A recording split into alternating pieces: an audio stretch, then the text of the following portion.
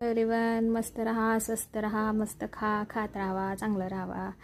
मी आज भेळ बनवण्याचा प्लॅन बनवला आहे। मस्त आधी ते कुरमुरे भाजून घेते, कारण की पावसात थोडे सादळल्यासारखे होतात, पण चांगले होते तरी मी भाजून घेतले। त्याच्यानंतर त्याच्यामध्ये फोडणी टाकायची। कधी पण कुरमुरे, पोहे, चिवडा बनवताना तुम्ही वरूनच फोडणी टाकायचा, कारण की ती वरून फोडणीच हे होते, मिक्सचर व्यवस्थित होते। मग तेलामध्ये जिरं, मोहरी, शेंगदाणे, मिरच्या, कोथिंबीर, मस्त कढीपत्ता तुम्ही जेवढा जास्त घ्याल तेवढं चांगलं। थोडं हिंग, मसाले, लाल तिखट असं टाकून जरा चांगलं तळून घ्यायचं। तळताना जास्त मोठा गॅस करायचा नाही, नाहीतर ते थोडंसं आग पेटल्यागत होते। नंतर ते मस्त मिक्स करून तो तडका मी मस्त कुरमुऱ्यांवर टाकला। एका हाताने कॅमेरा धरा, दुसऱ्या हाताने करा होत नाही, पण तरी प्रयत्न केला।